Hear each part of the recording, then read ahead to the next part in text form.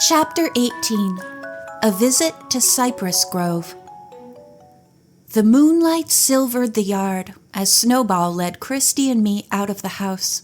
When I looked up at Louisa's bedroom window, I saw Aunt Viola peering out into the garden, but she didn't notice me.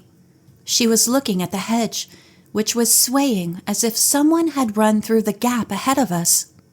"Where's Carrie?" Christy asked me. "We can't leave her here." "She must have gone home without us," I said. "Let's go." Christy pushed past me, but I lingered a moment, watching Louisa's window. Aunt Viola was gone, but the light still glowed softly. "Goodbye, Louisa," I whispered, knowing as I spoke that I would never see her again. She had sent Snowball to me for the last time, and she was sleeping now with Anna Maria in her arms. "Come on, Ashley." Christy pulled my arm. "It's scary here in the dark, and I'm cold." Ignoring her, I stooped down and stroked Snowball's fur as he rubbed against my legs and purred. "I won't see you again either," I told him. Tears filled my eyes as he slipped away from me and ran up the steps. Leaping to the sill of an open window, he crawled into the house. I waited, and in a few seconds I saw him looking down at me from Louisa's room. Then he was gone, and Christy was pulling me through the hedge. As we stumbled out of the shrubbery and into the afternoon's hot sunlight, we almost tripped over Miss Cooper. As old and wrinkled as ever, she was sitting on the grass in her own yard. When she saw Christy and me, she said, "It was all true, what you told me. All true." "You gave Anna Maria back to Louisa," I said, "just like you promised." "Yes," Miss Cooper said. "I did, didn't I?" "And she forgave you," I added. Miss Cooper smiled then, and her wrinkles shifted and reshifted, forming new patterns. "She died peaceful," she said. "She died my friend." Stunned, I watched Miss Cooper struggle to her feet. "She couldn't have died," I said. "She couldn't have." Miss Cooper glanced at me and shook her head. "She died on this very day in 1912. I told you that." Then she hobbled away, leaving Christy and me standing in the hot sunshine staring after her, too dumbstruck to speak. "Come on!" I grabbed Christy's arm and started running. Despite the heat, we raced across the lawn and down Homewood Avenue toward Lyndale Street. "Where are we going?" Christy cried.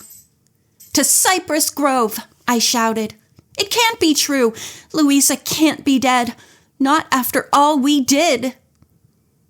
By the time we'd run the 5 blocks to the cemetery, we were panting and soaked with sweat. At the iron gates, I paused a moment, almost afraid to enter the still, green landscape ahead of me. "You said she wouldn't die if she got her doll back," Christy said. Her voice was so sharp with accusation, you'd think I deliberately betrayed her. Ignoring Christy, I walked slowly down a gravel roadway. Unlike the memorial park where Daddy was buried, with only a brass plate to mark his grave, Cypress Grove was an old cemetery, and you couldn't mistake it for anything but what it was. Many of the stones had fallen over and lay half buried in the grass. The inscriptions were hard to make out, partly because the writing was old-fashioned, and partly because the words had almost worn away by years of rain and snow. "If we don't find her grave, then she didn't die," I told Christy.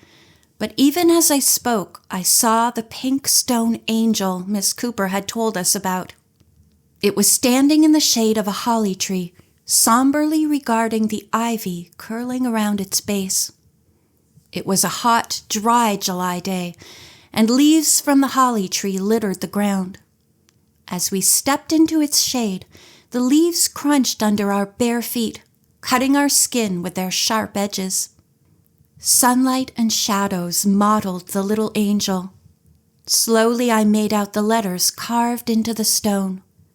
Louisa Ann Perkins, beloved daughter of Robert Allen Perkins and Adelaide Johnson Perkins, January 11th, 1903, July 17th, 1912.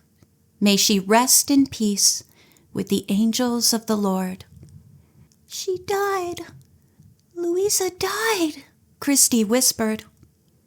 I grabbed Christy's hand and squeezed hard. Louisa was as real to me as Christy, and my eyes filled with tears as I remembered the way she'd hugged Anna Maria and then fallen asleep. We'd tried so hard, Christy and I, and even Miss Cooper, but we hadn't kept Louisa from dying any more than Mom and I had kept Daddy from dying. We'd failed, and the same anger I'd felt at Daddy redirected itself toward Louisa. Just like him, she'd deserted me. I'd never see her again. I'd never see him again. How could they just turn their backs and leave me? Sinking to the ground beside Louisa's grave, I cried so hard my chest ached. All my tears for Daddy, the ones I'd held back so long, poured out of me. How could you do it? I sobbed. How could you go? Christy patted my shoulder and whispered something, but it didn't comfort me.